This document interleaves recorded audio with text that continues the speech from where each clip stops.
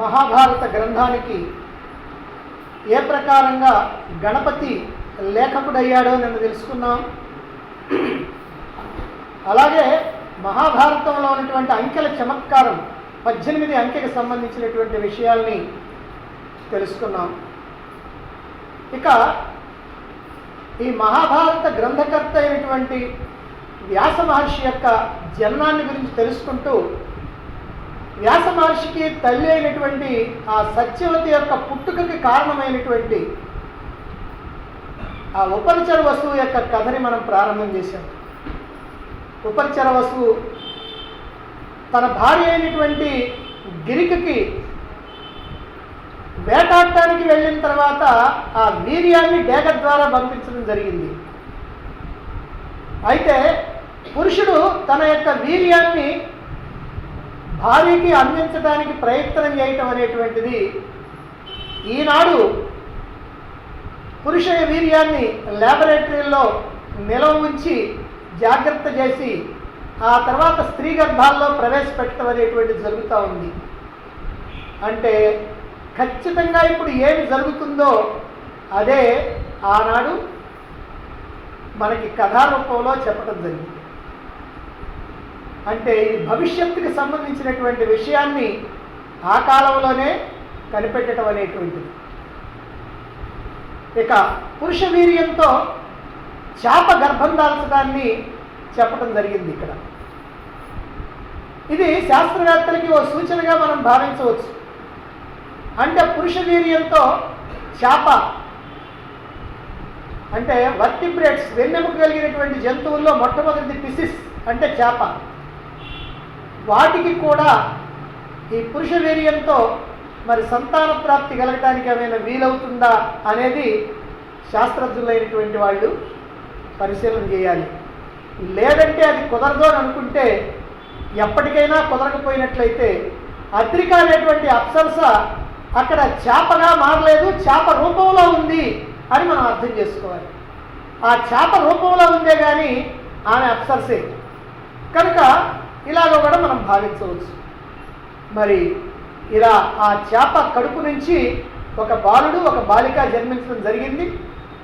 బాలుడికేమో ఆ చేప వాసన లేదు, బాలికకి మాత్రం చేప వాసన ఉంది. అందుకనే బాలుడిని మత్స్యరాజ్యానికి రాజుగా అభిషేకించాడు. మరి బాలికనేమో ఈ చేపల వాసన వస్తున్నది కాబట్టి దాసరాజుకి పెంచుకోవటం కోసం ఇచ్చాడు ఈ రాజు. ఇంతవరకు మనం తెలుసుకున్నాం. ఇప్పుడు వ్యాస జన్మం, సత్యవతి గర్భం నుంచి వ్యాసుడు జన్మించినటువంటి విధానాన్ని మనం తెలుసుకోవాలి. ఇది కూడా ఒక విచిత్రమైనటువంటి కథ, నమ్మటానికి వీల్లేనటువంటి కథ, కొంచెం అసహ్యంగా ఉండేటువంటి కథ కూడా. అయితే ఇలాంటి కథని మరి ఎందుకు వ్యాసుడు మహాభారతంలో రాసుకున్నాడు అనే దాన్ని మనం జాగ్రత్తగా పరిశీలన చేస్తే దీనిలో ఉన్నటువంటి ఆంతర్యం ఏమిటో మనకి అర్థమవుతుంది. పెంచిన తండ్రి దాశరాజు ఆయన యొక్క ఆజ్ఞతోటి ఈ సత్యవతి యమునా నది మీద నావని నడుపుతూ ఉంది. తీర్థయాత్రలు చేస్తూ శక్తి మహర్షి కుమారుడైనటువంటి పరాశరుడు ఈ యమునా నదిని దాటడం కోసమని ఇక్కడికి వచ్చాడు. ఈమె నావ మీద ఎక్కాడు. అలా ఎక్కిన తర్వాత కొంత దూరం పోయిన తర్వాత సత్యవతిని చూచాడు. ఆమె ఈ నావ నడుపుతున్నటువంటి ఈ దాసరాజు యొక్క కన్య సత్యవతిని చూచాడు. ఆమె యొక్క రూప లావణ్యాలకి ఆకర్షితుడయ్యాడు. ఆమెతో సంగమించాలి అనేటువంటి కోరికను వెలిగించాడు. ఆ మాట విని సత్యవతి అంటున్నది, భగవాన్ మీరు మహాత్ములైనటువంటి వారు, మీరు ఇలాంటి కోరిక కోరారు. అయితే ఇక్కడ చుట్టూ ఋషులు చూస్తూ ఉన్నారు కదా, మరి వాళ్ళందరూ చూస్తూ ఉంటే మనం కలవటం అనేటువంటిది ఎలా సాధ్యమవుతుంది అని అడిగితే అప్పుడు మహర్షి, ఈ పరాశర మహర్షి ఆ చుట్టూ కూడా ఒక మాయా తిమిరాన్ని సృష్టించాడు. మాయా తిమిరం అంటే ఒక రకమైనటువంటి అంధకారం. ఆ అంధకారాన్ని సృష్టించాడు. అప్పుడు మళ్ళీ సత్యవతి అంటున్నది, ఓ మహర్షి మీతో కలిస్తే నా కన్యాత్వం దూషితమైపోతుంది కదా, మరి కన్యాత్వం దూషితమైన తర్వాత నేను మళ్ళీ తిరిగి నా తండ్రి దగ్గరికి వెళ్ళి నా ముఖం ఎట్లా చూపించగలుగుతాను, నేను ఎలా ఇంటికి వెళ్ళగలుగుతాను అని అడిగింది.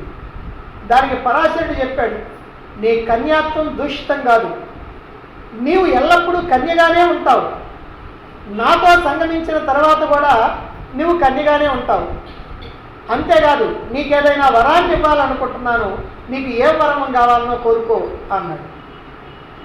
అప్పుడు ఆమంది, ఈ శరీరం నుంచి ఈ మత్స్యవాసన, ఈ చేపల కంపు పోవాలి, ఇదే నాకున్నటువంటి కోరిక.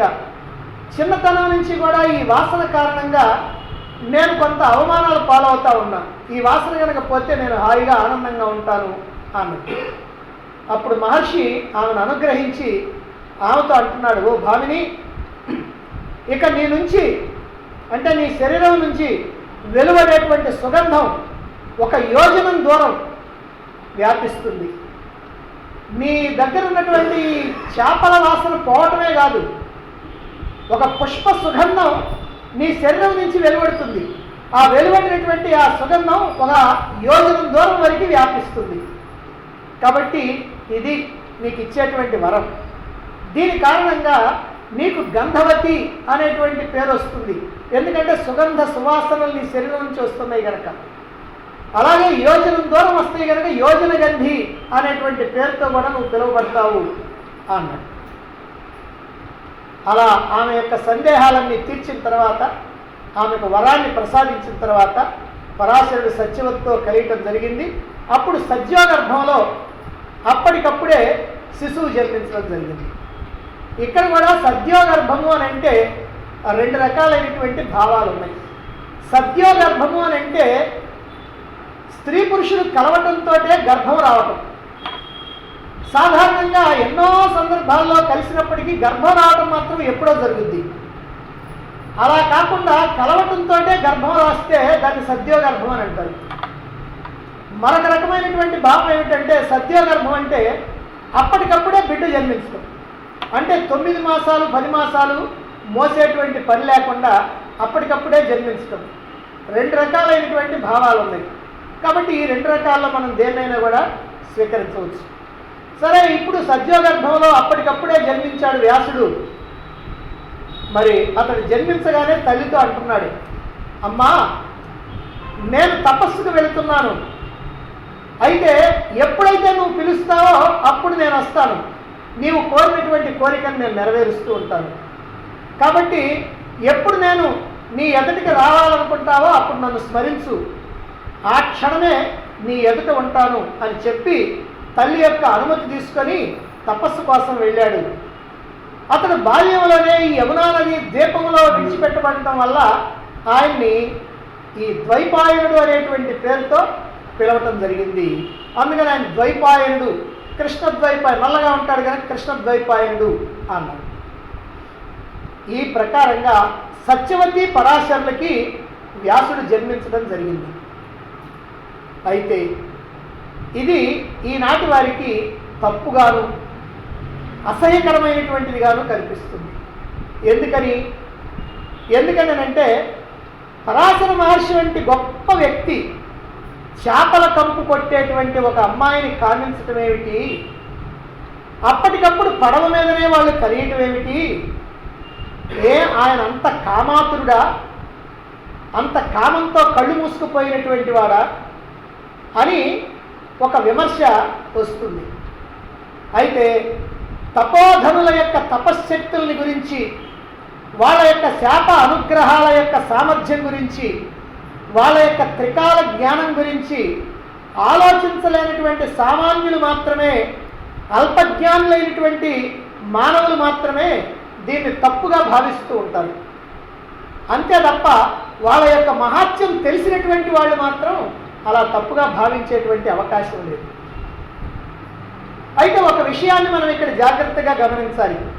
అది ఏమిటంటే, నిజంగా దాన్ని తప్పు కనుక అయినట్లయితే, ఇది అసలు ఎవరు వినటానికి వీల్లేనంత అసహ్యకరమైనటువంటి తప్పే కనుక అయినట్లయితే, ఇంత అసహ్యకరమైనటువంటి తప్పుని సాక్షాత్తు వ్యాసుడే తన యొక్క కథగా, తన యొక్క జన్మగా తానే మహాభారతంలో ఎందుకు రాసుకున్నాడు అనేటువంటి విషయాన్ని మనం ఒకసారి ఆలోచించాల్సినటువంటి అవసరం ఉంది. అంత అసహ్యకరమైనటువంటి గాథని స్వయంగా వ్యాసుడు రాసుకోవటం అంటే దీంట్లో ఏదో ఆంతర్యం ఉంది అని మనం అర్థం చేసుకోవాలి. మరి నిజంగా అసహ్యకరమైనటువంటి పద్ధతిలో వ్యాసుడు కనుక జన్మిస్తే ఆ వ్యాసుడిని మరి మహాభారత కాలంలో అందరూ ఎందుకంతగా గౌరవించారు? సన్మార్గులైనటువంటి వాళ్ళు, ధర్మాత్ములైనటువంటి వాళ్ళు మాత్రమే కాదు, దుర్మార్గులైనటువంటి వాళ్ళు కూడా వ్యాస మహర్షిని గౌరవించారు. ఏ ధర్మరాజు, భీముడు, అర్జునుడు, నకుల సహదేవులు, లేదా ఈ కుంతి, గాంధారి, ధృతరాష్ట్రుడు వీళ్ళు మాత్రమే కాకుండా దుర్యోధనాదులు కూడా ఆయన్ని గౌరవించారే. అప్పుడప్పుడు ఆయన చెప్పినటువంటి మాటలను విన్నారే. మరేంటి ఎందుకట్లా గౌరవించారు? తెలుసులేవయ్యా నీ బ్రతుకు, నువ్వు ఎట్లా పుట్టావో మాకు తెలుసు అని అనాలి కదా. మరి ఎందుకని అనలేదు?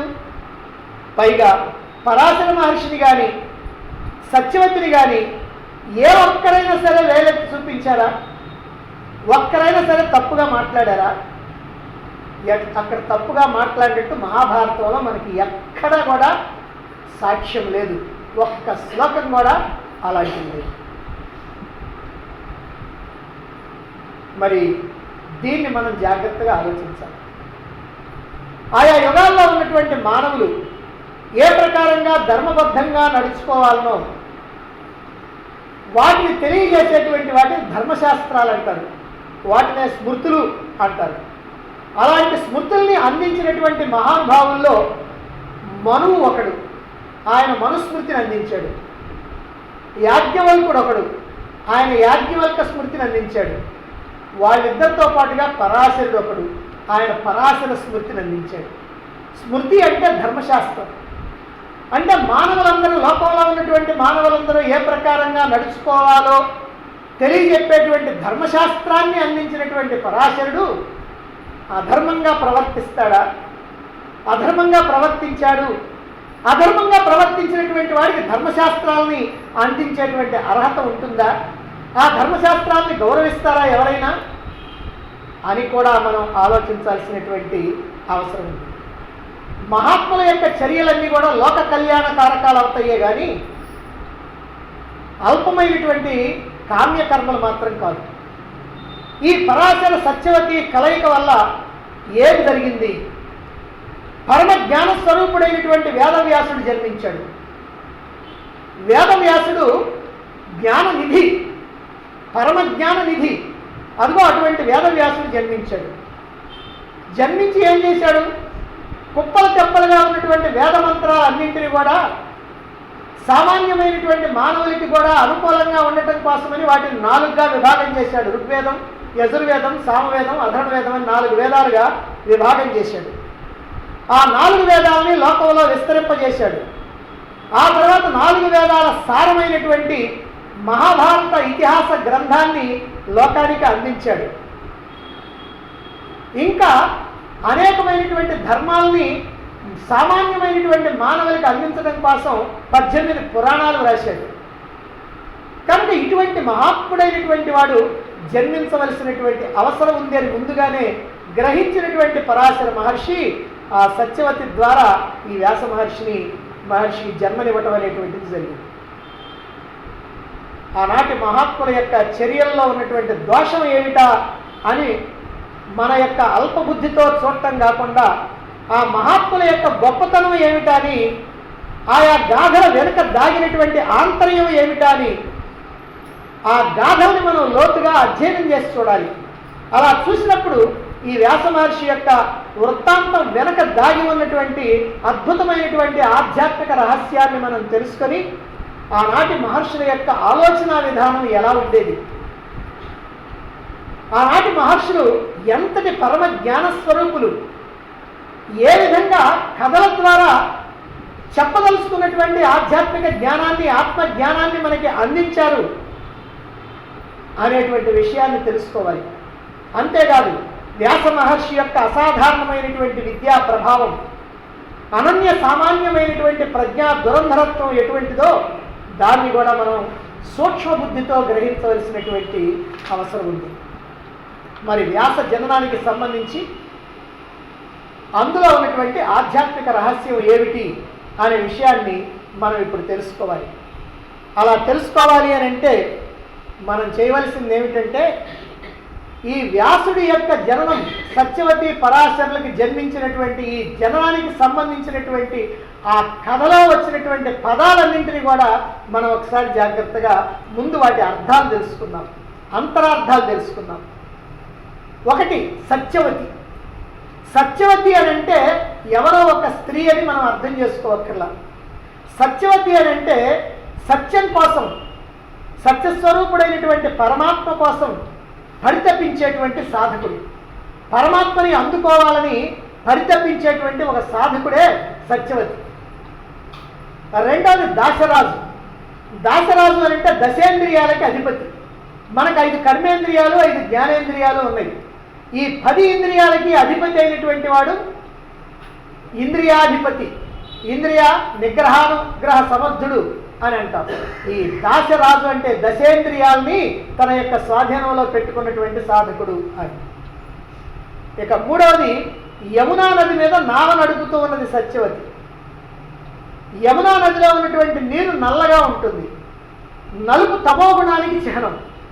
మరి యమునా నది మీద నావ నడపడం అంటే తమోగుణాన్ని దాటడానికి ప్రయత్నం చేయటం అని అర్థం. అంటే మనలో ఉన్నటువంటి తమోగుణాన్ని మనం దాటడానికి, దాన్ని వదిలించుకోవడానికి ప్రయత్నం చేస్తున్నామని అర్థం. అంటే అలా తమోగుణాన్ని దాటడానికి, తమోగుణాన్ని వదిలించుకోవటానికి సాధకుడు ఇక్కడ ప్రయత్నం చేస్తున్నాడు అని నావ నడపటం అంటే. ఇక పరాశరుడు అని అంటే, పరా అంటే పరమాత్మ, శరం అంటే బాణం. పరాశరుడు అంటే పరమాత్మ నుంచి విడువబడినటువంటి బాణం. పరమాత్మ నుంచి విడువబడినటువంటి బాణం ఏమిటంటే సద్గురువు. గురువులందరూ కూడా పరమాత్మ నుంచి విడువబడినటువంటి బాణం. ఎందుకని అంటే, ఎవరైతే ఇక్కడ జ్ఞానాన్ని అందుకోవాలని అనుకుంటున్నారో, ఎవరైతే ఈ జ్ఞానాన్ని, ఆత్మజ్ఞానాన్ని అందుకోవటానికి పూర్వజన్మ సుకృతంతో ఈ లోకంలోకి వచ్చి పడ్డారో అటువంటి వాళ్ళకి ఒక గురువు లభించాలి. ఆ గురువు పరమాత్మ నుంచే వస్తాడు. అందుకనే పరాశరుడు అంటే పరమాత్మ నుంచి విడువబడినటువంటి బాణం, సద్గురువు అన్నారు. ఇక పరాశరుడు ఇక్కడ సత్యవతితో ఏం చెప్పాడు? నీతో నేను సంగమించాలనుకుంటున్నాను అన్నాడు. నీతో సంగమించాలనుకుంటున్నాను అంటే నీతో కలవాలనుకుంటున్నాను అంటే అర్థం ఏమిటంటే, సాధకుడైనటువంటి వాడిని శిష్యుడిగా చేసుకొని అతనికి జ్ఞానబోధ చేయాలి అని అనుకోవటం. సాధకుడికి శిష్యుడిగా తయారు చేసి అతనికి జ్ఞానబోధ చేయాలని గురువు అనుకుంటున్నాడు. అదే నీతో కలవాలనుకోవటం అంటే. మరి సత్యవతి ఓ మాట అంది, చుట్టూ ఋషులు చూస్తున్నారు కదా అని. అంటే చుట్టూ ఋషులు చూస్తున్నారు కదా అని అంటే, ఈ ప్రపంచంలో అన్ని అనేకమైనటువంటి ఆకర్షణీయమైనటువంటి వస్తువులు, విషయాలు, భోగాలు ఉన్నాయి కదా, ఇవన్నీ ఉంటే మీరు బోధించేటువంటి జ్ఞానం వల్ల నాకు ప్రయోజనం ఎలా కలుగుతుంది అని అర్థం అన్నాను. ఇక ఏడవది, నేను మాయాతిమిరాన్ని సృష్టిస్తాను. వాళ్ళందరూ చూస్తున్నారంటే నేను మాయాతిమిరాన్ని సృష్టిస్తున్నాను అంటవంటే దాని అర్థం ఏంటంటే, విషయ వస్తువుల మీద నీకు వ్యామోహం కలగకుండా నీకు వైరాగ్య బోధ చేస్తాను.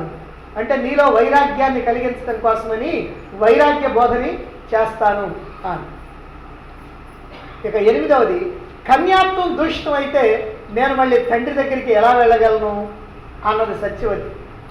అంటే ఈ జ్ఞానంతో, నీవు అందించినటువంటి ఈ జ్ఞానంతో, జ్ఞానబోధతోటి నా కర్తవ్యాలన్నీ విడిచిపెట్టాలనా? అంటే నా తండ్రి చెప్పినటువంటి పనులన్నీ నేను వదిలిపెట్టేసేయాలనా?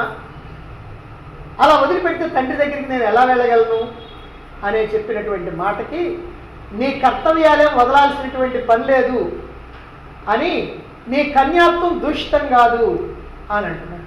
నీ కన్యాత్వం దూషితం కాదు అని అంటే నువ్వు జ్ఞానాన్ని అందుకున్నంత మాత్రాన నీ కర్తవ్యాలను వదిలిపెట్టనక్కర్లేదు అని. ఇక 10వది, మత్స్యవాసన. చేపల కంపు కొడతా ఉన్నది కదా, ఈ కంపు పోవాలి అని అడిగింది.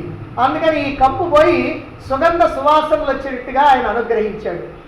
అంటే ఇక్కడ గురువు ఏం చేస్తున్నాడంటే, గత జన్మల్లో సంపాదించుకున్నటువంటి దుర్వాసనలు ఏవైతే ఉన్నాయో ఆ దుర్వాసనలన్నింటినీ కూడా పోగొట్టి అందులో అంటే ఆ సాధకుడిలో సద్వాసనల్ని నింపుతున్నాడు అని.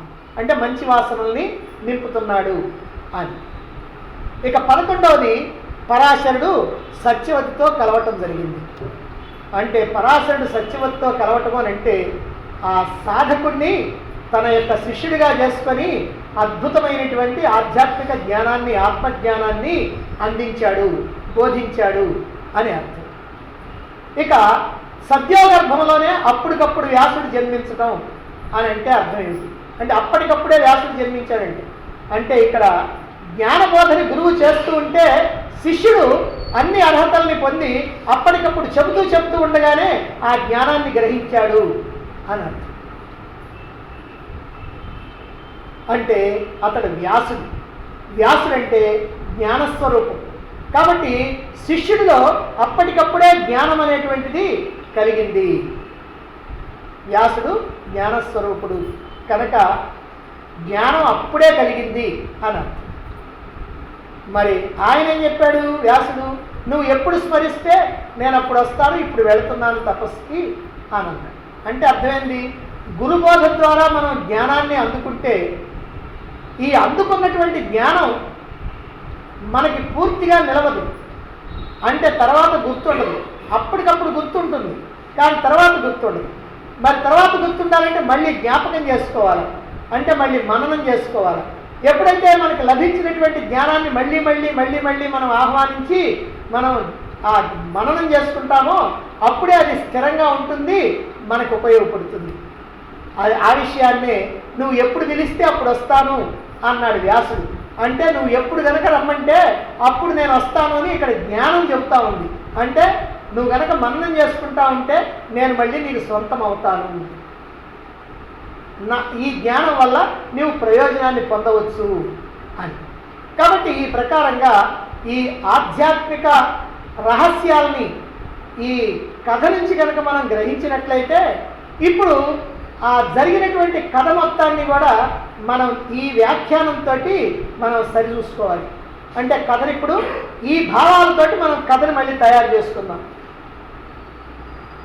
దాసరాజు కుమార్తె సత్యవతి అదిగో నావ నడుపుతుంది అనేటువంటి దాంతో ప్రారంభం చేస్తే ఎలా వస్తుందంటే, పరమాత్మని అందుకోవాలని పరితపించేటువంటి సాధకుడు అంటే సత్యవతి, పరమాత్మని అందుకోవాలని పరితపించేటువంటి సాధకుడు ముందుగా తన ఇంద్రియాలను నిగ్రహించాలి. 10 ఇంద్రియాలని, దశేంద్రియాలని నిగ్రహించాలి. ఆ తర్వాత తనలో ఉన్నటువంటి తమో గుణాన్ని జయించాలి. అటువంటి సాధకుడికే భగవంతుడు అదిగో సద్గురువుని పంపిస్తాడు, లేదా భగవంతుడే సద్గురువు రూపంలో తటస్థపడతాడు.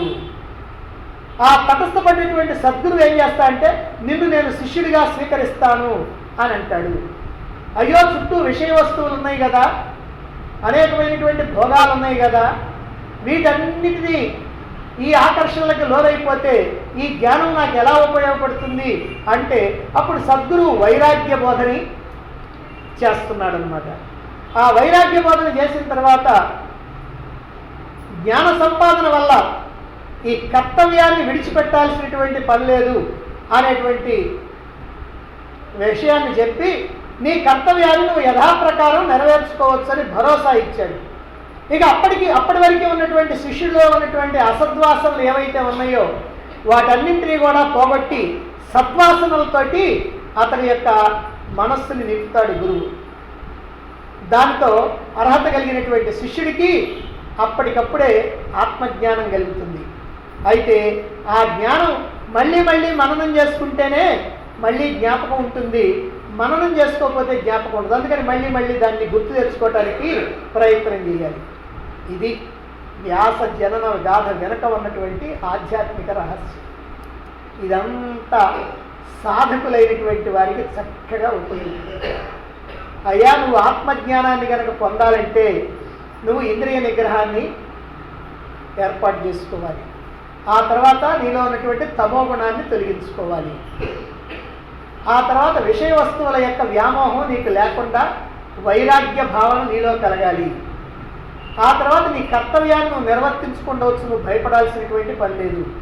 నీలో ఉన్నటువంటి పాపవాసనలు అసద్వాసనలు ఏవైతే ఉన్నాయో వాటన్నింటినీ కూడా పోగొట్టుకొని సద్వాసనలతో నింపుకో. ఇప్పుడు నువ్వు జ్ఞానాన్ని అందుకోవడానికి అర్హత కలిగినటువంటి వాడివి అవుతావు. అలాంటప్పుడు నీకు సద్గురువు లభిస్తాడు. ఆ గురువు ద్వారా నువ్వు ఆత్మజ్ఞానాన్ని పొందుతావు. నువ్వు పొందినటువంటి ఆత్మజ్ఞానం మళ్ళీ జ్ఞాపకం చేసుకోవాలంటే మననం చేసుకోవాలి. ఆ మననం చేసుకొని దాన్ని స్థిరపరచుకుంటే ఆ జ్ఞానం ద్వారా నువ్వు మోక్షాన్ని పొందుతావు, ప్రయోజనాన్ని పొందుతావు అని ఇక్కడ వ్యాస జననం ద్వారా ఒక అద్భుతమైనటువంటి ఆధ్యాత్మిక సత్యాన్ని మనకి ఇక్కడ తెలియజేయడం జరిగింది. ఇదంతా కూడా వ్యాస మహర్షి యొక్క అసాధారణమైనటువంటి విద్యా ప్రభావానికి, ఆయన యొక్క అసామాన్యమైనటువంటి ప్రజ్ఞా దురంధరత్వానికి నిదర్శనంగా మనం చెప్పుకోవచ్చు. ఈ ప్రకారంగా మహాభారతానికి సంబంధించినటువంటి ఉపోద్ఘాతాన్ని మనం పూర్తి చేశాం. వ్యాస మహర్షి యొక్క గొప్పతనాన్ని చెప్పుకున్నాం, మహాభారతం యొక్క గొప్పతనాన్ని చెప్పుకున్నాం, దానిలో ఉన్నటువంటి ప్రత్యేకతల్ని చెప్పుకున్నాం, వ్యాస మహర్షి యొక్క జననాన్ని చెప్పుకున్నాం. ఇప్పుడు మహాభారత కథలోకి ప్రవేశిస్తూ వంశవృక్షం ఎక్కడి నుంచి ప్రారంభమైంది అని అంటే, సాధారణంగా సూర్యవంశం, చంద్రవంశం అనేటువంటి రెండు వంశాలు ఉన్నాయి. రామాయణ కాలంలోని సూర్యవంశం అయితే భారత కాలంలో చంద్రవంశం. అందువల్ల ఇది ఎక్కడి నుంచో పూర్వ అనాది నుంచి ప్రారంభం కావాలి. అలా ప్రారంభమయ్యేటప్పుడు మనం దక్షుడి దగ్గర నుంచి దీన్ని మొదలు పెడతాం. ఆ దక్షుడికి అదితి అనేటువంటి కుమార్తె, ఆ అదితికి వివస్వంతుడు అనేటువంటి కుమారుడు, ఆ వివస్వంతుడికి వైవస్వత మనువు అనేటువంటి కుమారుడు, ఆ మనువే వైవస్వత మనువు. ఇప్పుడు ఇది వైవస్వత మన్వంతరమే. ఆయనకి ఇలా అనేటువంటి కుమార్తె, ఈ ఇలా అనేటువంటి కుమార్తెకి పురూరడు అనేటువంటి మహారాజు జన్మిస్తాడు. ఆయనకి ఆయువు, ఆయనకి నహుషుడు, ఆ నహుషుడికి యయాతి. ఇంతవరకు వచ్చేటప్పటికల్లా ఈ యయాతి యొక్క గాథని మనం చెప్పుకోవాల్సినటువంటి అవసరం ఉంది. ఎందుకనంటే యయాతికి ఇద్దరు భార్యలు. ఒక ఆమెమో శుక్రాచార్యుడి యొక్క కుమార్తె దేవయాని, ఒక ఆమెమో ఆ రాజు వృషపరుడి యొక్క కుమార్తె శర్మిష్ఠ. మరి ఈ కథ ఏమిటి, వాళ్ళకు పుట్టినటువంటి పుత్రులు ఎవరు, చివరికి ఎవరు రాజ్యానికి వచ్చారు అనేటువంటి ఒక అద్భుతమైనటువంటి గాథని మనం ఇక్కడ చెప్పుకోవాల్సినటువంటి పని ఉంది. యయాతి తండ్రి అయినటువంటి నహుషుడు కూడా ధర్మ పరిపాలన చేశాడు. మహాపరాక్రమవంతుడైనటువంటి వాడు, గొప్ప తపశక్తి సంపన్నుడైనటువంటి వాడు. దేవేంద్ర పదవిని కూడా అధిష్ఠించాడు. అయితే దేవేంద్ర పదవిని అధిష్ఠించిన తర్వాత తాను పల్లకిలో ఊరేగుతూ మహర్షుల చేత పల్లకిని మోయించాడు. అంటే అహంకారం పెరిగింది, దాంతో అతడు పతనమైపోయాడు.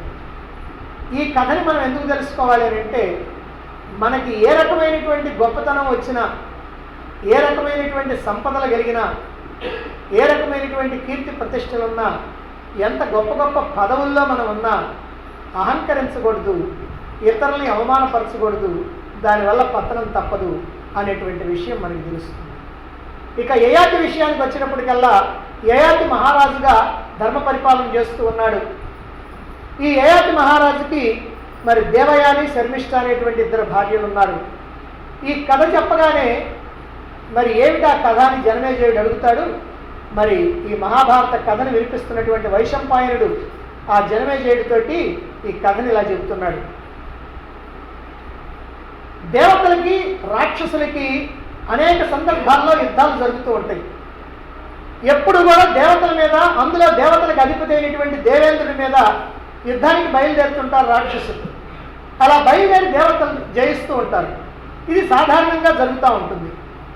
మరి ఒక సందర్భంలో ఇలానే దేవతలకి రాక్షసులకి యుద్ధం జరిగింది.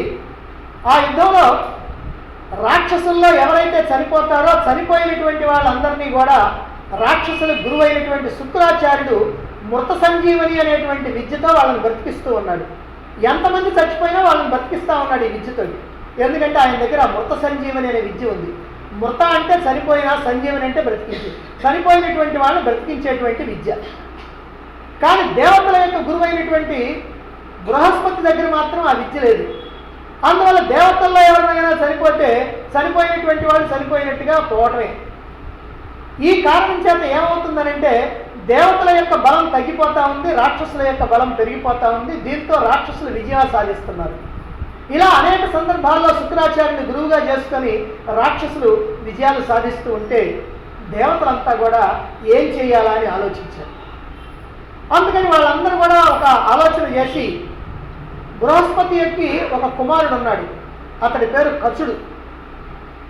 చాలా ధర్మపరుడైనటువంటి వాడు, బ్రహ్మచారి అయినటువంటి వాడు, పరమ నిష్ఠాగరిష్ఠుడైనటువంటి వాడు. అటువంటి మహాత్ముడిని శుక్రాచార్యుడి దగ్గరికి పంపించి ఈ మృత సంజీవిని విద్యను నేర్చుకునేటట్టుగా చెయ్యాలని అనుకున్నారు. అందుకని బృహస్పతి దగ్గరికి వెళ్ళి దేవతలంతా కూడా అడిగారు, అయ్యా గురువుగారు, ఇప్పుడు మన వాళ్ళేమో చనిపోతేనేమో అంతటితో రద్దయిపోతున్నారు, రాక్షసులేమో చనిపోతేనేమో అదిగో శుక్రాచార్యుడు బ్రతికిస్తూ ఉన్నాడు, అందువల్ల మన బలం తగ్గిపోతూ ఉంది, వాళ్ళ బలం ఏమో ఎప్పుడూ అలాగనే ఉంటుంది, అందుకని ఎట్లనైనా సరే ఆ మృత సంజీవిని విద్యని మనం గ్రహించాలా, అలా గ్రహించాలంటే శుక్రాచార్యుడి దగ్గరికి పోగలిగినటువంటి సమర్థుడైనటువంటి వాడు నీ కుమారుడైనటువంటి కచుడే, కాబట్టి ఆయన్ని పంపించండి, అతడైతే చక్కగా గురువుని సేవిస్తాడు, అదేవిధంగా గురువు నుంచి ఆ గురువు యొక్క అనుగ్రహంతో ఈ విద్యను కూడా పొందుతాడు అని చెబితే అలాగనే అంగీకరించి తన కుమారుడైనటువంటి కచుడిని పంపిస్తాడు ఈ శుక్రాచార్యుడి దగ్గరికి శిష్యుడిగా. ఒక రోజున శుక్రాచార్యుడు శిష్యుడికి జ్ఞానబోధ చేస్తూ ఉన్నాడు. ఆ సమయంలో కచుడు శుక్రాచార్యుడి దగ్గరికి వచ్చి అలా వినయంతో విధేయతతో నమస్కరిస్తూ అక్కడ నిలబడ్డాడు. శుక్రాచార్యుడు అతన్ని చూశాడు. చూసిన తర్వాత పిలిచి, నాయనా నువ్వు ఎవరివి ఏమిటి అని అడిగితే, ఇలా నేను దేవగురువు అయినటువంటి బృహస్పతి కుమారుణ్ణి, కచుడిని, నేను బ్రహ్మచారిని, నిష్ఠాగరిష్ఠుణ్ణి, ధర్మాన్ని తప్పకుండా ఉండేటువంటి వాడిని, ఈ ప్రకారంగా నేను మీ యొక్క శిష్యుడిగా చేరాలనేటువంటి ఉద్దేశంతో మీ దగ్గరికి వచ్చాను, మీరు పరమ జ్ఞాన స్వరూపులైనటువంటి వాళ్ళు, అందువల్ల మీ దగ్గరనే నేను విద్య నేర్చుకోవాలనుకుంటున్నాను అన్నాడు. దాంతో శుక్రాచార్యుడు ఎంతో సంతోషించి అతన్ని శిష్యుడిగా స్వీకరించాడు. అలా చాలా కాలం శిష్యరికం చేస్తూ ఉన్నాడు. అలా శిష్యరికం చేస్తూ ఉన్నప్పుడు శుక్రాచార్యుడి యొక్క మనస్సును తెలుసుకొని అతని మనస్సుకి అనుగుణంగా నడుచుకుంటున్నాడు. అన్ని సందర్భాల్లో కూడా గురువు యొక్క ఆజ్ఞలను తూచా తప్పకుండా పాటిస్తూ ఉన్నాడు. గురువుని నిరంతరము కూడా సేవిస్తూ ఉన్నాడు. అలాగనే గురువు యొక్క పుత్రిక అయినటువంటి దేవయాన్ని కూడా సేవిస్తూ ఉన్నాడు. ఆ దేవయాని చెప్పినటువంటి పనుల్ని చెప్పినట్టుగా నిర్వహిస్తూ ఉన్నాడు. ఆమె ఏది కోరితే దాన్ని తాను నెరవేరుస్తూ ఉన్నాడు. ఇలా కొంతకాలం గడిచిపోయింది. అయితే శుక్రాచార్యుడికి కచుడి మీద బాగా ప్రేమ ఉన్నది అనేటువంటి విషయాన్ని తెలుసుకున్నాడు ఈ వృషపరుడు అనేటువంటి రాజు. ఆ రాజు పైకి చెప్పకుండానే ఆ శిష్యులైనటువంటి రాక్షసులు, శిష్యులైనటువంటి వాళ్ళ ద్వారా ఆ కచుడి మీద కొంత ద్వేషాన్ని రెచ్చగొట్టిన తర్వాత వాడిని చంపేశారు. ఎప్పుడనంటే ఈ గోవుల్ని కాచుకోవటం కోసం అని చెప్పి పంపిస్తారు ఈ కచుడిని. అడవికి వెళ్తాడు. అక్కడ గోవులు మేత మేస్తూ ఉంటాయి. ఈయన వాటి కాపలాగా ఉంటాడు. ఆ సమయం చూచారు ఈ రాక్షస శిష్యులు. అందరూ చూచి అతన్ని చంపేసి ముక్కలు ముక్కలుగా చేసి ఆ ముక్కల్ని అక్కడ ఉన్నటువంటి జంతువులకి వేసేసాడు. అవి ఏమో తినేసి వాళ్ళు ఏమీ ఎరగనట్టుగా వచ్చారు రాక్షస శిష్యులందరూ కూడా. కచుడేమో తిరిగి రాలేదు, గోవులేమో తిరిగి వచ్చినాయి. అప్పుడు దేవయాని భయపడింది. అందుకని తండ్రి దగ్గరికి వెళ్ళింది. తండ్రి, వెళ్ళినటువంటి గోవులు తిరిగి వచ్చినాయి, నీ శిష్యులందరూ కూడా తిరిగి వచ్చారు, కానీ కచుడు మాత్రం రాలేదు. మరి సంధ్యా సమయం కూడా దాటిపోయింది, రాత్రి అవుతా ఉంది, మరి కచుడు ఎందుకు రాలేదో నాకు అర్థం కావటం లేదు. అతన్ని ఎవరైనా ఏమైనా చేశారా, లేకపోతే అతనే ఏదైనా ప్రమాదవశాత్తు మరణించాడా, లేకపోతే ఏదైనా దారి తప్పి వెళ్ళాడా, అవేమి నాకు అర్థం కావట్లేదు. కాబట్టి నువ్వు ఎలాగైనా సరే అతన్ని గురించి తెలుసుకొని అతన్ని తీసుకొని రావాలి అంది. సరే, కచుడంటే తనకు కూడా చాలా ఇష్టమైనటువంటి వాడు కనుక దివ్య దృష్టితో చూచాడు. చూస్తే అర్థమైపోయింది, రాక్షస బాలురందరూ కూడా అతన్ని సంహరించి ముక్కలు చేసి ఆ జంతువులకి వేసేశాడు. ఓహో సరే అనుకున్నాడు. అప్పుడు ఆమె మనసులోనే స్మరించాడు ఆ మంత్రాన్ని, ఈ మృత సంజీవని మంత్రాన్ని. ఆ మంత్రం యొక్క ప్రభావంతో ఆ జంతువుల యొక్క శరీరాల్లో ఉన్నటువంటి ముక్కలన్నీ కూడా ఆ జంతువుల పొట్టలు చీల్చుకొని బయటకు వచ్చేసి ఆ ముక్కలన్నీ కూడా కలిసి మళ్ళీ ఆ కచుడు జీవించడం జరుగుద్ది. ఆ కచుడు మళ్ళీ తిరిగి ఇక్కడికి వచ్చేస్తాడు. దేవయాని ఎంతగానో సంతోషించింది, తండ్రిని ఎంతగానో మెచ్చుకుంది. ఆ తర్వాత మళ్ళీ కొంతకాలానికి ఇలా చేశాడు. శుక్రాచార్యుడు. కాబట్టి ఈసారి ఇలా కాదు, ఇంకేదన్నా ఓ పద్ధతిలో ఏదో చేయాలి అని అనుకున్నారు ఈ రాక్షసులు. అందుకని మరొకనాడు గోవులు తోలుకొని అడవికి వెళ్ళినప్పుడు రాక్షసులందరూ కూడా ఏకాంతంలో ఉన్నటువంటి కచ్చుడిని చూశారు. చూసి అతన్ని సంహరించేశారు, చంపేశారు. చంపేసిన తర్వాత కాల్చేశారు. కాల్చిన తర్వాత బూడిదైపోయింది. ఆ బూడిదని సొరలో కలిపారు, సారాయిలో కలిపారు. కలిపి దాన్ని తీసుకొచ్చి శుక్రాచార్యుడి చేత తాగించారు. శుక్రాచార్యుడు తాగాడు. సరే, ఆయన మత్తులో ఉన్నాడు. మరి ఎప్పట్లాగానే కచ్చుడు తిరిగి రాలేదు. రాక్షస కుమారులంతా వచ్చారు, గోవులు కూడా తిరిగి వచ్చేసినాయి. మరి కచ్చుడు ఎందుకు రాలేదని చెప్పి తండ్రి దగ్గరికి వచ్చింది దేవయాని. తండ్రి, ఇలా జరిగింది ఏమిటి అని అడిగింది. అడిగితే ఆయన మత్తులో ఉండి వస్తాడులే, వాడే వస్తాడులే, ఏం పర్వాలేదులే అన్నాడు. అట్లా కాదు, నువ్వేదో దాని గురించి తెలుసుకొని అసలు అతను ఏమయ్యాడో తెలుసుకుంటే తప్ప నేను భోజనం కూడా చేయను అని చెప్పి కూర్చుంది. అలా కూర్చునేటప్పటికి కుమార్తె మీద ఉన్నటువంటి అనన్యమైనటువంటి ప్రేమ కారణంగా అప్పుడు దివ్య దృష్టితో పరికించి చూస్తే ఎక్కడా లేడు కచ్చుడు. మరి ఎక్కడున్నాడు? తన గర్భంలోనే ఉన్నాడు. ఇక్కడ కూడా ఒక వేదాంత రహస్యం ఉంది. మనం ఎక్కడెక్కడో వెతుకుతాం భగవంతుడిని. హిరణ్యకశిపుడు కూడా అట్టే వెతికాడు, ఎక్కడెక్కడో వెతికాడు. కానీ ఎక్కడున్నాడు? తన లోపలే ఉన్నాడు. కాబట్టి భగవంతుడు కూడా మనలోనే ఉన్నాడు అనేటువంటి భావన కూడా ఇక్కడ వస్తుంది. సరే, కచ్చుడిని లోపలుంటే చూచాడు. మరి ఏం చేయాలని ఆలోచిస్తున్నాడు. చెప్పాడు దేవయానితోటి, అమ్మా ఇదిగో లోపల ఉన్నాడు, నేనే సొరలో కలిపి రాక్షసులు ఇస్తే తాగేశాను. మరి ఏం చేయాలి? ఇప్పుడు అతన్ని బ్రతికిస్తే నేను చచ్చిపోతాను కదా, ఇప్పుడు అతన్ని బ్రతికించమంటావా నన్ను సావమంటావా, నువ్వేం చెప్తావో చెప్పని అన్నాడు. అతను మాత్రం బ్రతకాల్సిందే, నువ్వు చస్తే మాత్రం నేను ఒప్పుకోను, నేను భరించలేను. నీ కనుక ఏదన్నా కానీ జరిగితే నేను కూడా ప్రాణం వదిలిపెడతాను. అలాగని కచ్చుడు మాత్రం తప్పకుండా బ్రతకాల్సిందే అన్నది. సరే, అప్పుడు ఆలోచించాడు. మృత సంజీవిని విద్యని పంపించి ఆ కచ్చుడిని బ్రతికించాడు. ఇప్పుడు కచ్చుడు లోపల ఉన్నాడు, ఆయన శరీరం లోపల. గురువుగారు, నేను జీవించే ఉన్నాను, మీ కడుపులో ఉన్నాను, నన్ను ఏం చేయమంటారు అన్నాడు. అప్పుడు చెప్పాడు, అయ్యా నువ్వు నా కడుపుని చీల్చుకొని నువ్వు బయటకు వచ్చేసేయి, నేను చనిపోతాను. మరి చనిపోయినప్పుడు నువ్వు నన్ను మళ్ళీ బ్రతికించాలి కాబట్టి అందుకని నీకు మృత సంజీవిని విద్యని నేను బోధిస్తున్నాను అని లోపల కడుపులో ఉన్నటువంటి కచ్చుడికి ఈ మృత సంజీవిని విద్యను బోధించాడు. ఆ బోధించిన తర్వాత అతనేమో బయటకు వచ్చాడు, శుక్రాచార్యుడు చనిపోయాడు. అప్పుడు మృత సంజీవిని విద్యతో మళ్ళీ శుక్రాచార్యుడిని బ్రతికిస్తాడు. ఈ ప్రకారంగా మృత సంజీవిని విద్య కచ్చుడికి లభించింది. ఆ తర్వాత చాలా కాలం గురువుని సేవిస్తూ ఉన్నాడు, ధర్మబద్ధంగా ఉన్నాడు. తనకి ఈ విద్యను బోధించినటువంటి గురువు పట్ల అచంచలమైనటువంటి విశ్వాసాన్ని కలిగి ఉన్నాడు.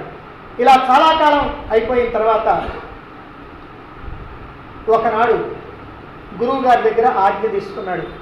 గురువుగారు, నేను వచ్చి చాలా కాలం అయిపోయింది, మీ యొక్క శిష్యరికంలో నేను అద్భుతమైనటువంటి జ్ఞానాన్ని పొందాను. ఈ మృత సంజీవిని విద్యను కూడా మీరు నా మీద అనుగ్రహంతో నాకు బోధించారు. కాబట్టి మీకు కృతజ్ఞతలు. మరి నాకు వెళ్ళడానికి కనుక అనుజ్ఞ ఇచ్చినట్లయితే నేను వెళ్తానన్నాడు. సరే, అలాగే వెళ్ళినమ్మన్నాడు. ఈయన వెళ్ళటానికి బయలుదేరి తనకి ఎంతో స్నేహాస్పదంగా ఉన్నటువంటి మిత్రత్వంతో ఉన్నటువంటి దేవయానికి తెలియజేయడం కోసమని దేవయాని దగ్గరికి వెళ్ళాడు. దేవయానితో చెప్పాడు, నేను ఇట్లా గురువుగారి దగ్గర పర్మిషన్ తీసుకున్నాను మీ తండ్రి గారి దగ్గర, అందుకని నేను నా లోకానికి నేను వెళ్ళిపోబోతున్నాను అన్నాడు. అప్పుడు దేవయానింది, నువ్వు ఇంతకాలం నుంచి ఇక్కడ ఉన్నావు, నాతో ఎంతో స్నేహంగా ఉన్నావు, నేను కూడా నీతో ఎంతో స్నేహంగా ఉన్నాను. ఇప్పటికే నా మనస్సు నువ్వు గ్రహించి ఉంటావని నేను అనుకుంటున్నాను. అదేమిటంటే నీవు నన్ను వివాహం ఆడాలి, మన ఇద్దరికీ కూడా సఖ్యత చక్కగా కుదురుతుంది, కాబట్టి నువ్వు నన్ను వివాహం ఆడాలి అని అన్నది. దానికి కచ్చుడు అన్నాడు, నేను ధర్మానికి విరుద్ధంగా నడవలేను. ఎందుకనంటే నీకు శుక్రాచార్యుడు తండ్రి, నాకు గురువు తండ్రితో సమానం. కాబట్టి ఆయన నాకు తండ్రితో సమానం కనుక నీకు ఆయన తండ్రి కనుక నీవు నాకు సోదరి అవుతావు, కాబట్టి నేను వివాహం ఆడటం అనేటువంటిది ధర్మం కాదు, కనుక నేను వెళ్ళిపోవాల్సిందే అన్నాడు. అట్లా కాదు, ఇక్కడ ఈ ధర్మాధర్మాల యొక్క ప్రసక్తి ఏమీ రాదు. ఎందుకనంటే మీరు దేవలోకానికి చెందినటువంటి వాళ్ళు, నేను భూలోకానికి చెందినటువంటి దాన్ని, కాబట్టి మన మధ్య ఇలాంటి సంబంధాలంటూ ఏమి ఉండవు. అదిగాక నేను నీ మీద ఎప్పటి నుంచో మనస్సు పడి ఉన్నాను, పైగా నీవు బ్రహ్మచారివి, ఉత్తముడైనటువంటి బ్రహ్మచారివి, మరి నేను కన్యని, కాబట్టి మన ఇద్దరికీ కూడా వివాహం అనేటువంటి ధర్మసమ్మతమే, కనుక నన్ను వివాహం చేసుకోవాల్సిందేను అని అంటుంది. లేదు, నేను మాత్రం ఏనాటికి కూడా అధర్మానికి ఒడిగట్టేవాడిని కాదు, ధర్మ విరుద్ధమైనటువంటి పని నేను ఎప్పటికీ చేయలేను, కాబట్టి నేను వెళ్ళిపోతున్నాను అన్నాడు. అప్పుడు కోపం వచ్చింది ఆమెకి. నువ్వు నా మాట వింటలేదు, నా మాట వినకుండా నువ్వు వెళ్ళిపోతున్నావు, కాబట్టి నువ్వు ఇప్పుడు నేర్చుకున్నటువంటి విద్య ఏదైతే ఉందో అది నీకు ఉపయోగపడకుండా ఉండుగా కానీ శాపం పెడుతుంది. అప్పుడు కసుడు అంటాడు, నేను కనుక ధర్మం తప్పకుండా ఉన్నటువంటి వాడిని అయితే నీ శాప ప్రకారం ఈ విద్య నాకు ఉపయోగపడకపోయినా నా చేత ఉపదేశం పొందినటువంటి వాళ్ళకి ఉపయోగపడుతుంది, కానీ నీవు అధర్మంగా ప్రవర్తించావు కాబట్టి నిన్ను బ్రాహ్మణుడు వివాహం ఆడకుండుగాక అని ఆయన శాపం పెడతాడు. అలా శాపం పెట్టి వెళ్ళిపోతాడు. అంటే కసుడు ఈ మంత్రాన్ని ఎవరి మీద ప్రయోగించడానికి వీలు లేదు, ఎందుకంటే ప్రయోగించినా కూడా వాళ్ళు బ్రతకరు. ఇది దేవయాని శాపం. కానీ కసుడు ఎవరికైతే ఈ విద్యను బోధిస్తాడో వాళ్ళు మాత్రం దాన్ని ప్రయోగించవచ్చు. కాబట్టి దేవలోకానికి వెళ్ళిన తర్వాత అక్కడ దేవతలు అయినటువంటి వాళ్ళంతా కసుడి దగ్గర శిష్యరికం చేసి ఇదిగో ఈ మృత సంజీవిని విద్యను పొందారు. ఆ తర్వాత వాళ్ళు జరిగేటువంటి యుద్ధాల్లో చనిపోయినటువంటి వాళ్ళ మీద ఈ విద్యను ప్రయోగించి వాళ్ళు బ్రతికించుకుంటా ఉన్నారు. ఈ విధంగా మృత సంజీవిని విద్య యొక్క గాథ ఇదైతే, ఇక ఆ తర్వాత ఏం జరిగింది? దేవయాన్ని తిరస్కరించి కసుడు వెళ్ళిపోయాడు. మరి ఇప్పుడు ఇక్కడేం జరిగింది అని అంటే, ఈ దేవయాని శుక్రాచార్యుడి యొక్క కుమార్తె. మరి శుక్రాచార్యుడు ఎక్కడైతే గురువుగా ఉన్నాడో ఆ రాక్షస రాజు పేరు వృషపర్వుడు. వృషపర్వుడు రాక్షస రాజు, శుక్రాచార్యుడు అక్కడ గురువుగా పనిచేస్తూ ఉన్నాడు. ఆ వృషపర్వుడి యొక్క కుమార్తె శర్మిష్ఠ, ఈ శుక్రాచార్యుడి కుమార్తె దేవయాని. వీళ్ళిద్దరికీ కూడా అనేక మంది శిష్యులు చెలికత్తెలు ఉన్నారు. ఈ చెలికత్తెలందరితో కలిసి ఒకసారి వనవిహారానికి వెళ్ళారు. అలా వనవిహారానికి వెళ్ళి అలా అలా అలా ఆ వనంలో తిరిగి ఒక చోట జలకాలాడటానికి సిద్ధమయ్యారు. అందరూ కూడా తమ తమ బట్టల్ని విప్పేసి ఒడ్డున పెట్టి ఆ సరస్సులో దిగి జలకాలాడుతూ ఉన్నారు. అదే సమయంలో తీవ్రమైనటువంటి గాలి వచ్చింది. ఆ గాలి కారణంగా ఇక్కడ ఉన్నటువంటి బట్టలన్నీ కూడా ఒకదానితో కలిసి అలా గజిబిజి అయిపోయి మొత్తం కలిసిపోయి అలా దూరంగా పోయి పడిపోయింది. వీళ్ళు జలకాలాటం పూర్తి అయిపోయిన తర్వాత పైకొచ్చి ఈ బట్టలు కట్టుకోబోయేటప్పటికల్లా ఎవరి బట్ట ఎక్కడ ఉందనేటువంటి తెలియలా, అంతా కలగలిసిపోయింది. అందుకని ఏదో ఒకటి ఎవరికి వాళ్ళు తీసుకుంటూ ఉన్నారు. అలా తీసుకుంటూ ఉండేటువంటి సమయంలో ఈ దేవయాని కట్టినటువంటి వస్త్రం శర్మిష్ఠ చేతికి వచ్చింది. అందుకని శర్మిష్ఠ వస్త్రాన్ని కట్టుకుంటా ఉంది. ఆ సమయంలో దేవయాని అంది, నువ్వెవరివి? నువ్వు ఇక్కడ చేస్తున్నటువంటి పనేమిటి? నువ్వు నా వస్త్రాన్ని నువ్వు కట్టుకుంటావా? మా తండ్రి ఎవరు? మా తండ్రి ఈ రాక్షసులందరికీ గురువు అయినటువంటి వాడు. మా తండ్రి కారణంగా మీరందరూ జీవిస్తూ ఉన్నారు. అనేకమైనటువంటి యుద్ధాల్లో మీరు జయించడానికి కారణం మా తండ్రి. మా తండ్రి యొక్క దయాదాక్షిణ్యాలు బ్రతుకుతున్నటువంటి మీరు, అందులోనూ బ్రాహ్మణ వర్ణంలో జన్మించినటువంటి నా వస్త్రాన్ని నువ్వు కట్టుకుంటావా? నీకెంత ధైర్యం అని చెప్పి ఈమె ఆ శర్మిష్ఠని ఇష్టం వచ్చినట్టుగా మాట్లాడింది. దాంతో రాజకుమార్తె అయినటువంటి శర్మిష్ఠకి కోపం వచ్చింది. కోపం వచ్చి, మీ తండ్రి మా తండ్రి దగ్గర ఎప్పుడూ చేయి చాపుతూ ఉంటాడు. మా తండ్రి ఇచ్చినటువంటి కానుకలను తీసుకొని ఆ కానుకలతో మీరు బ్రతుకుతూ ఉన్నారు. మీ తండ్రి గొప్పతనాన్ని నా దగ్గర చెప్పకు, నీ గొప్పతనాన్ని నా దగ్గర చెప్పకు అని ఆమె ఇష్టం వచ్చినట్టుగా మాట్లాడు. దాంతో ఇద్దరు తగులాడుకున్నారు. మరి రాజకుమార్తె కనుక శర్మిష్ఠ తన చెల్లెలతో కలిసి ఈ దేవయాన్ని అక్కడ ఉన్నటువంటి పాడుబడినటువంటి బావిలోకి నెట్టేసింది. చనిపోయిందని అనుకున్నారు, ఆమెను వెళ్ళిపోయారు. ఆ వెళ్ళిపోయిన తర్వాత యయాతి మహారాజు, నా చెప్తున్నాను నహుషుడి యొక్క కుమారుడు యయాతి, ఆ యయాతి మహారాజు అని, ఇదిగో ఇక్కడ సంబంధం. ఆ యయాతి మహారాజు వేట కోసమని అడవికి వచ్చాడు. బాగా వేటాడాడు, అలసిపోయాడు, దప్పిక అయింది. ఆ దప్పిక తీర్చుకోవడం కోసం యయాతి మహారాజు సైనికులు అందరూ కూడా ఎక్కడెక్కడ నీరు దొరుకుతుందా అని చెప్పి వెతుక్కుంటూ వస్తున్నారు. అలా వస్తూ వస్తూ వస్తూ వస్తూ ఉంటే ఎక్కడో ఓ చిన్న బావి లాంటిది కనిపించింది. అక్కడికి పోయి ఆ నీరు తాగుదామని చెప్పి దాంట్లోకి చూసేటప్పటికల్లా అక్కడ నీరు లేదు, ఒట్టి గడ్డి, మట్టి ఇవన్నీ ఉన్నాయి. ఒక అందమైనటువంటి అమ్మాయి మాత్రం అక్కడ మూలుగుతూ ఉంది. ఆమె ఈ దేవయాని. అంటే ఈయన అక్కడ నెట్టేసిపోయారు. పోయిన తర్వాత నీవెవరు అని అడిగాడు యయాతి మహారాజు. అడిగితే నేను శుక్రాచార్యుడి యొక్క కుమార్తెని, నా పేరు దేవయాని అని చెప్పింది. మరి అయితే ఇదేంటి ఈ రకమైనటువంటి పరిస్థితి వచ్చింది అని అంటే, నా చెలికెత్తలతో జరిగినటువంటి పోరాటం కారణంగా ఇలా వచ్చిందని అంటే, ఎందుకు ఇలా నేను నెట్టారని అడిగితే ఆ విషయాలన్నీ ఇప్పుడు చెప్పడం అనవసరం, దాంతో పనేమి లేదు, నువ్వు మాత్రం నన్ను ఒడ్డుకి తీసి రక్షించు అని చెప్పి తన కుడి చేతిని అందించింది. ఆయన ఆ చేతిని పట్టుకొని పైకి లాగాడు. పైకి లాగిన తర్వాత నీవెవరు అని అడిగితే, ఇట్లా నేను నహుషా చక్రవర్తి కుమారుణ్ణి, యయాతి మహారాజుని అని చెప్తాడు. అయితే నీవు నా పాణిగ్రహణం చేసావు కనుక నువ్వే నన్ను వివాహం ఆడాలి అని అంటుంది. అదేమిటి పాణిగ్రహణం చేయటం?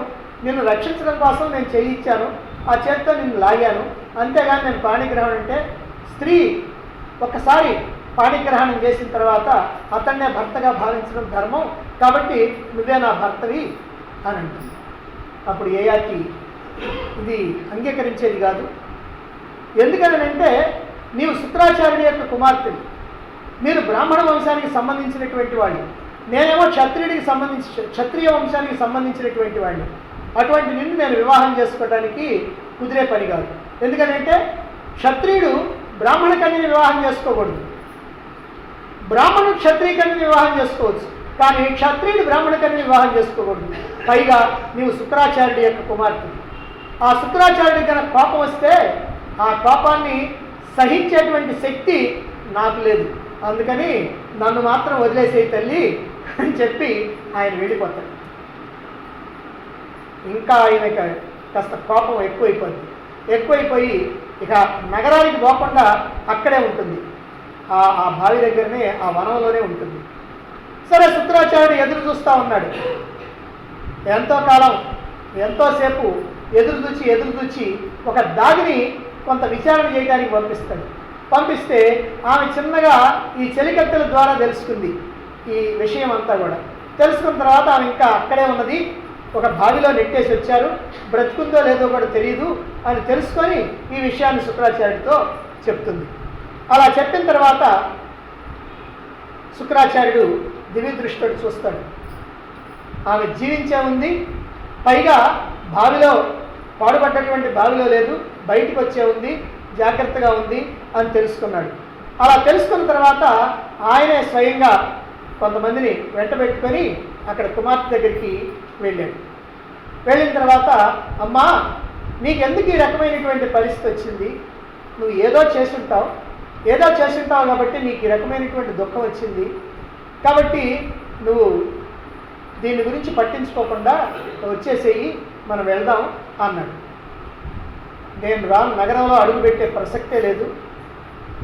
ఎందుకనంటే ఆ శర్మిష్ఠ నన్ను ఎంత అవమానం చేసింది, ఆమె చెప్పినటువంటి మాటలు సత్యమా అనే విషయాన్ని నువ్వే చెప్పు. ఆమె ఏమన్నదంటే, నా తండ్రి దగ్గర చేయి దాటి నిల్చునేటువంటి వాడు, నా తండ్రి ఇచ్చినటువంటి కానుకలతో బ్రతికేవాడు, మేము కనుక సరిగ్గా మిమ్మల్ని చూడకపోయినట్లయితే మీరు అసలు బ్రతకడానికి కూడా మీకు అవకాశం లేదు. ఈ రాజ్యం మాది, ఈ రాజ్యంలో ఉన్నటువంటి మీరు మాకు సేవకులై పనిచేయాలి అని అంటున్నది. మరి నువ్వు సేవకుడివా మహారాజు దగ్గర? ఆయన యొక్క దయాదాక్షిణ్యాలతో బ్రతుకుతున్నావా, లేదు నీ దయాదాక్షిణ్యాలతో ఆయన బ్రతుకుతున్నాడా? ఈ రాజ్యం నీ యొక్క దయాదాక్షిణ్యాల మీద ఆధారపడిందా, లేక నువ్వే దాని మీద ఆధారపడి ఉన్నావా? దీంట్లో ఏది సత్యమో నువ్వే చెప్పు అని అంది. నిజమే, మనం అలా వాళ్ళ మీద ఆధారపడి బ్రతకాల్సినటువంటి అవసరం లేదు. ఎందుకంటే యుద్ధాలు జరుగుతామని ఉంటే ఆ యుద్ధాల్లో చనిపోయినటువంటి వాళ్ళందరినీ నా యొక్క విద్య ద్వారా బ్రతికిస్తూ ఉన్నాను. అందుచేత నన్ను గౌరవిస్తూ ఉన్నారు. వాళ్ళను బ్రతికించడం కోసం కాదు, నన్ను గౌరవిస్తూ నాకు కానుకలు ఇస్తూ ఉన్నారు. నేను కానుకలు అడిగి తీసుకోవటం లేదు, వాళ్ళు గౌరవంగా కానుకలు ఇస్తూ ఉన్నారు. అందువల్ల వాళ్ళ మీద నేను ఆధారపడలేదు, నా మీదనే వాళ్ళు ఆధారపడి ఉన్నారు. ఇది సత్యం. కాబట్టి నువ్వు దాని గురించి పట్టించుకోవాల్సిన పని లేదు. నేను కనుక ఖండన చేస్తే మహారాజు కూడా దిగి వస్తాడు. కాబట్టి ఈ మాత్రం దానికి నువ్వు కోప్పడాల్సినటువంటి పని లేదు. అదిగాక మీరు చిన్నపిల్లలు, ఏదో సమయం వచ్చింది కాబట్టి అలా జరిగింది, దాని గురించి నువ్వు మనసులో పెట్టుకోబాకు అని అంటే నేను అలా ఒప్పుకోను. ఆ శర్మిష్ఠ నాకు దాసి కావాలి, అందులో సహస్ర కన్యలతో దాసి కావాలి.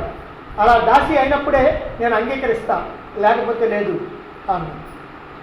సరైన శుక్రాచార్యుడు నగరానికి వెళ్ళాడు ఈమెను వదిలిపెట్టి. వెళ్ళిన తర్వాత వృషపర్వ మహారాజు దగ్గరికి వెళ్ళాడు. ఆ రాజుతో చెప్పాడు, ఓ మహారాజా, కసుడు నా శిష్యుడు, అతడంటే నాకు ప్రేమ, పైగా అతడు బృహస్పతి యొక్క కుమారుడు, ఉత్తమమైనటువంటి శిష్యుడు, అతను నన్ను ఎంతగానో సేవించాడు. అటువంటి శిష్యుణ్ణి నీవు రాక్షస కుమారుల చేత చంపించడం జరిగింది. ఇది నువ్వు చేసినటువంటి ఒక ఘోరమైనటువంటి నేరం. ఇక రెండో విషయం ఏమిటంటే, నీ కుమార్తె నా కుమార్తెని అక్కడ పాడుబడ్డ బావిలో నెట్టేసి వచ్చేసింది. ఇది రెండవ నేరం. నా కుమార్తెకి జరిగినటువంటి అన్యాయాన్ని నేను మాత్రం సహించను. నాకేదైనా జరిగినా నేను సహిస్తాను, కానీ నా కుమార్తెకి జరిగినటువంటి అన్యాయం మాత్రం నేను ఏనాటికి సహించలేను. అందువల్ల నేను ఈ రాజ్యం విడిచి వెళ్ళిపోతున్నాను, నీవే శుభముగాక అని చెప్పి వెళ్ళిపోతున్నాడు. అలా వెళ్ళిపోతున్నప్పటికీ మహారాజు భయపడిపోయి అలా సింహాసనం దిగి వచ్చి ఆయన పాదాల మీద పడ్డాడు. ఆచార్య, మీరు అలా వెళ్ళటానికి వీల్లేదు, కసుడిని చంపించడంలో నా బాధ్యత అంటూ ఏమీ లేదు. సరే, దాని గురించి కూడా మీరు పట్టించుకోవట్లేదు, అది గతించినటువంటి వ్యవహారం. అయితే ఇప్పుడు నా కుమార్తె అవమానం చేసింది కాబట్టి మీరు ఏం చెప్తారో చెప్పండి, మీరు చెప్పినటువంటి శిక్షకి నేను పాత్రని అవుతాను అన్నాడు. అప్పుడు శుక్రాచార్యుడు అన్నాడు, సరే అట్లయితే నీ కుమార్తె 1000 మంది దాసీలతో కలిసి నా కుమార్తెకి దాసి కావాలి. అంతేకాదు, నా కుమార్తెని ఎవరైతే వివాహం చేసుకుంటారో అక్కడికే నీ కుమార్తె దాసీలతో సహా వెళ్ళాలి. ఇదంతా కూడా మీరు అంగీకరిస్తేనే నా కుమార్తె నగర ప్రవేశం చేస్తుంది, లేకపోతే నగరంలోకి రాదు. నేను కూడా ఈ నగరంలో ఉండను అని చెప్తాడు. లేదు, మీరు చెప్పినట్టుగానే చేస్తాను, నీ కుమార్తెకి దాసిగా చేస్తాను అన్నాడు. సరే, ఆ మాట వచ్చి చెప్పమంటాడు. అప్పుడు మళ్ళీ అరణ్యానికి వచ్చి అక్కడ మహారాజు చెప్తాడు, అమ్మా, 1000 మంది చెలికత్తెలతో కలిసి నా కుమార్తె శర్మిష్ఠ నీకు దాసి అవుతుంది, ఇది నేను ప్రమాణం చేసి చెప్తున్నాను. కాబట్టి నువ్వు ఏ రకమైనటువంటి కోపాన్ని పెట్టుకోకుండా నువ్వు నగరానికి వచ్చేసేయి అన్నాడు. ఇంకొక షరతు కూడా ఉంది. అదేమిటనంటే, నేను ఎవరినైతే వివాహం ఆడతానో, నేను ఎక్కడికైతే వెళ్తానో అక్కడికి నీ కుమార్తె ఈ చెలికత్తెలతో సహా రావాలి, అక్కడ కూడా నాకు దాసీగా ఉండాలి. అంతేకాదు, నా భర్త నాకు మాత్రమే భర్త, ఆమె మాత్రం భర్త కావడానికి వీల్లేదు, ఆమె ఎప్పుడు ఇలాగే ఉండాలి అని చెప్పి దానికి అంగీకరించాడు. అంగీకరించిన తర్వాత, నీవు అంగీకరించావు, నీ కుమార్తె అంగీకరిస్తుందో లేదో నాకు తెలియదు కదా అని. అప్పుడు మళ్ళీ రాజు వెళ్ళి ఆ కుమార్తెని పిలిపించుకొని తీసుకొచ్చిన తర్వాత ఆ కుమార్తె చేత చెప్పిస్తాడు, అట్లాగే నేను అంగీకరిస్తున్నాను, నేను నీ దాసిగా ఉంటాను, నువ్వు ఎట్లా చెప్తే అట్లా వింటాను అని చెప్పి అంగీకరింపజేసి అప్పుడు దేవయాన్ని నగరానికి తీసుకొని వచ్చాడు. ఈ సమస్య ఇంతటితో పరిష్కారం అయిపోయిన తర్వాత చాలా కాలానికి మళ్ళీ క్రీడార్థం, అంటే వనవిహారం చేయటం కోసమని ఈ శర్మిష్ఠ దేవయానులు ఇద్దరు కూడా మళ్ళీ వనవాసానికి బయలుదేరారు. మరి అక్కడేం జరుగుతుంది అనేటువంటి విషయాన్ని మనం రేపు చెప్పుకుందాం.